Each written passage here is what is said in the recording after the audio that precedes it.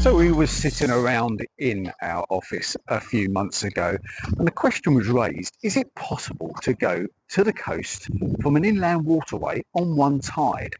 Or we have a couple of obstacles along our way, not least the fact the 100 foot, which is the New Bedford River, that runs from Erith down past Denver and out to Kings Lynn and eventually the Wash. So we thought, let's give it a go. So welcome to It's a Boat Thing, the 100 foot expedition.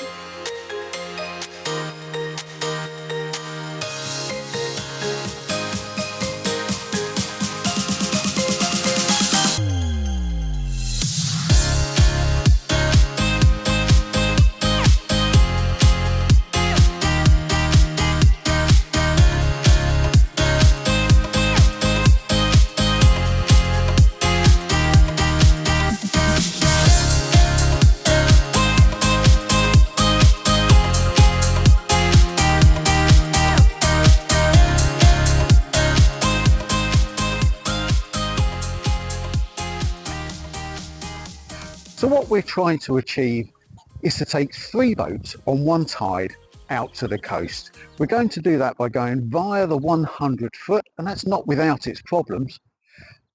Hopefully when we get to Kings Lynn, we're going to go a little bit further on, but we'll cover that a little bit later. But let's go back to our planning stage some 4 or 5 weeks ago and show you how we prepared for this task. Just before we actually go through the planning documents together, what I'd like to explain is that I want this to be a sort of reconnaissance trip as well. And I've called it an expedition. And what I've tried to do is break it down so that once we have a datum, if you like, of the experience, once we can see where we are, then we might be able to use it as a planning document for if the tide is a bit higher, if it's neat. That's a good idea. So your aim is to look at any tide time throughout the year. You've got a long weekend in front of you, and with the information we're doing it, let's go and do it. Absolutely. Great idea. So the briefing notes are pretty straightforward. We've chosen a time that's between Neeps and Springs. There's 4 days each side. So it's just about as well balanced as I can get it for the timetable we've got. So if I can just show people what we're looking at. The documents we've got is the 100 foot, and I'll show a close-up of this overlaid in a moment, but the 100 foot heights of the bridges.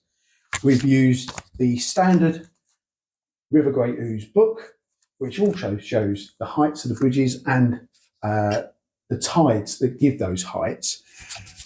We've used the printed off Kings Lynn as a datum tidal times.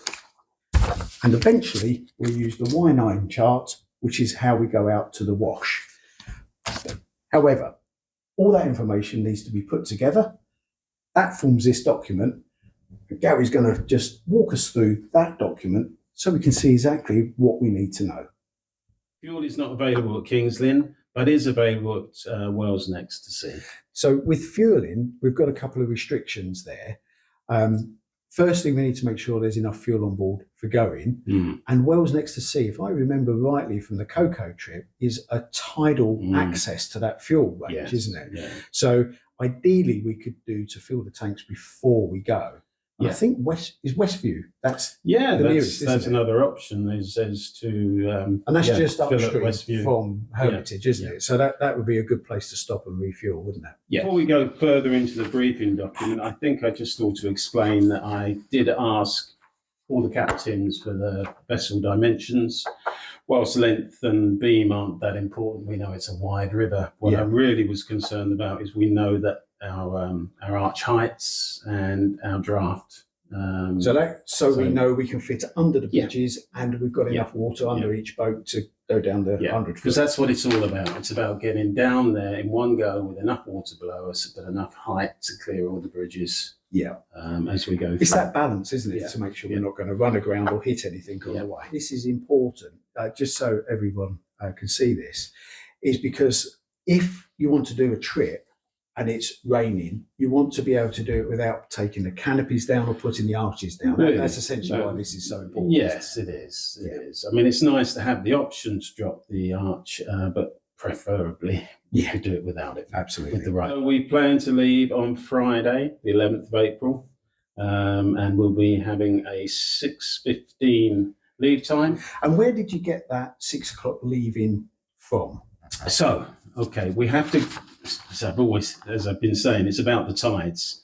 So we've got that leaving time by using the high tide at Kings Lynn, and working that back with the help of the lock keepers at Denver. Dan has been very helpful in helping me with this.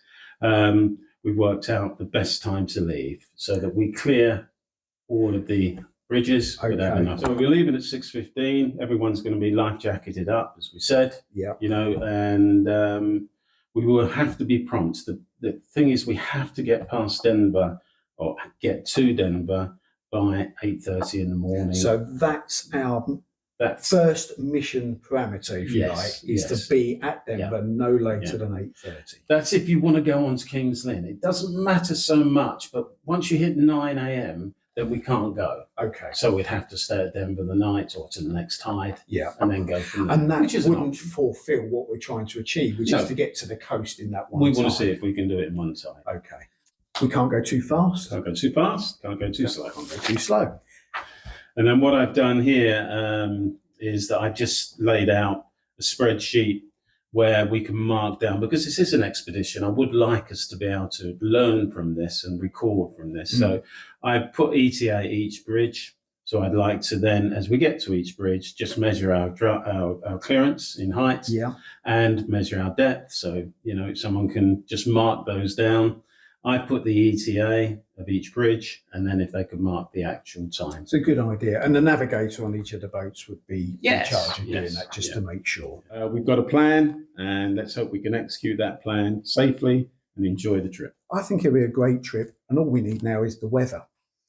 Anyway, if you guys have taken some helpful hints and tips out of that, that's great. We've liked to have shown you a little bit more in depth how we plan it, but essentially, this is to show you where we get our information from. And that's from the tide times, from the book, the river grey do's, and even stuff that we have downloaded from the internet. Anyway, let's get on with that mission and see if we can put what we've... What is it, Star Trek? I think it's like that. But let's see if we can get this into play and have a great trip.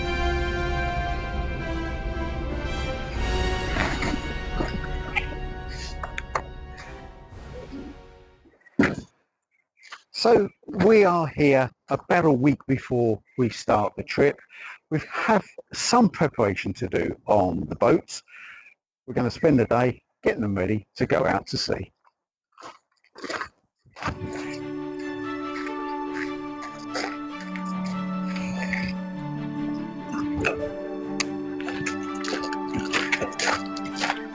Good morning.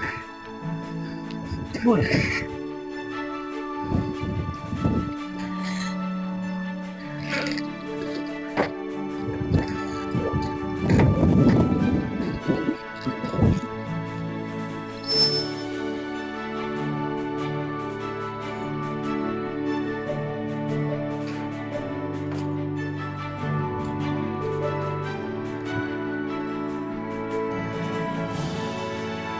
So I'm doing the superstructure, so starting on top, so it's not coming out the water.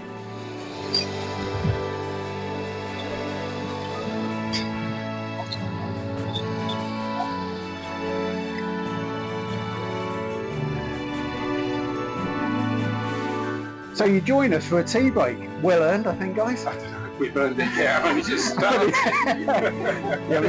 If anyone says anything, we've earned the break. Yeah. The dirt off quite nicely, doesn't it?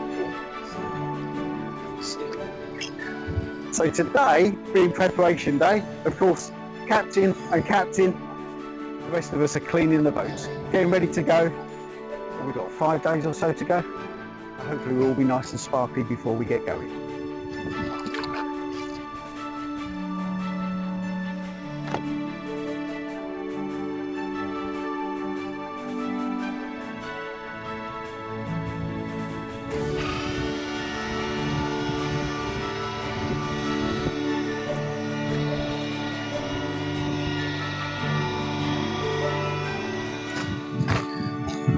So that's the end of preparation day. Hopefully we've got everything done. So it's just a matter of final prep on the day we leave. Let's fast forward to that.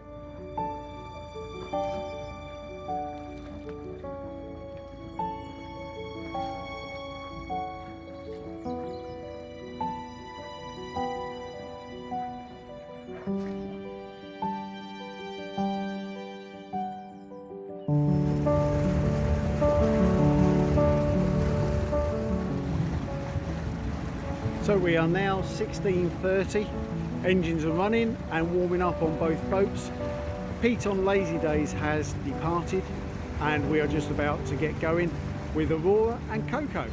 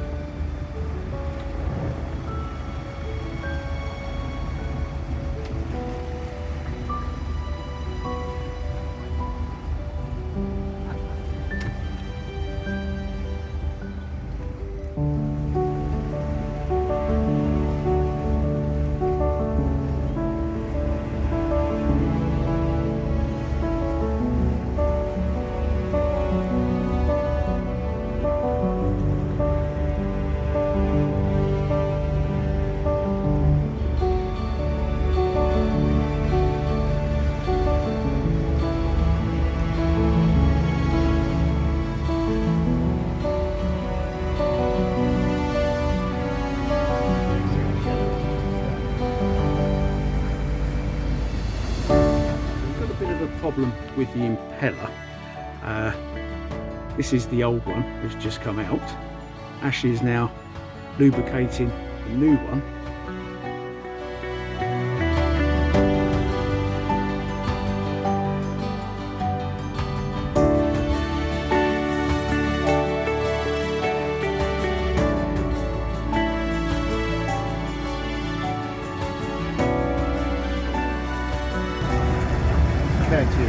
That's a negative, we're happy here, over. Yeah.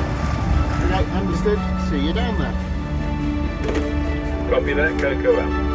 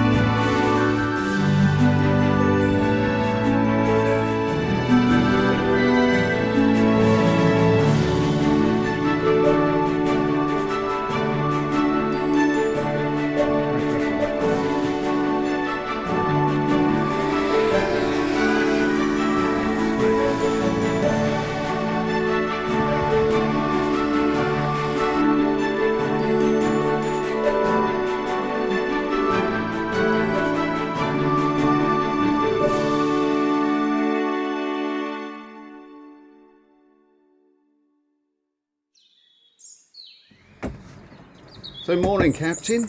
We're we're getting our screens down. Yes, so it's 5:30 in the morning. 5:30 in the morning. Half five. Is there such a thing on the clock? And here we are getting the screens down, yeah. Yes, nothing better to do at this time of the morning. Should be cooking bacon, obviously. But we've got to get the boat ready. Got to get the boat prepped. Well, the weather looks like it's in our favour, as predicted, and it is absolutely a beautiful morning. Oh, what a beautiful day.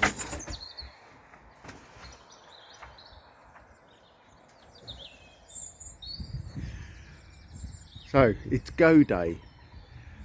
We're planning to get underway at 6 AM or 0600, seeing as we're on the boat, and that should give us plenty of headroom, and that's where we're going. We're going under that bridge, which is at the top of the 100 foot. We're going on a incoming tide, but that's to just give us a little bit of headroom so we can make it under the next structure as the tide turns on us, and it should then be on an outgoing tide before we get to that next bridge. Let's go and see if the crew of Lazy Days is up and about and awake. Morning, Barry. Morning, Peter. Right. Morning, Captain Pete. Morning. Did we? Sleep good because it's not a good one. You didn't sleep well. Sleep bloody early. This. Grumpy Pete this morning. Oh, he's grumpy, Captain, is he? Okay. You know, it feels like I've only just gone to bed. Okay. Well, I'll turn the camera off then, seeing as we got grumpy Captain. Yeah. And you can see just behind Neil standing on the back of Aurora there that we've got a nice bit of headroom. And the tutor works. Morning, Ashley, Captain. And you can see the headroom that we've got on the bridge is at least 3 meters, maybe a touch more, 3.5 meters. And when we get underway, that headroom should be about 3 meters. We're going to go out on the incoming tide slightly with enough headroom to get underneath, and then that should change and give us slack water and then start going out before we get to the first structure. I think it's about 2 miles down that 100 foot.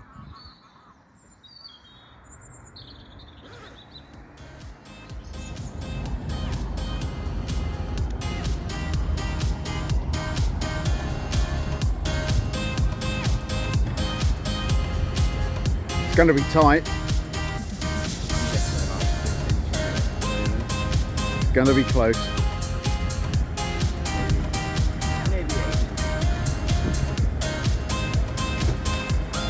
Here, fit.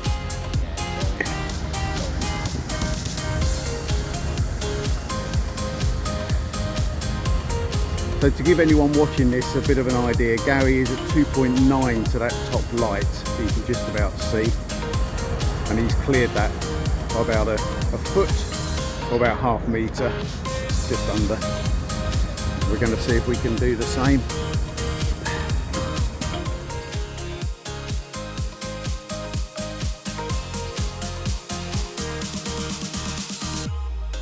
In this episode, we looked at the planning, the preparation and the beginning of our expeditionary to see if we could get those 3 boats all the way to Kings Lynn, maybe a little bit further on onto the Wash in one tide. Join us again in part 2 to see how we got on.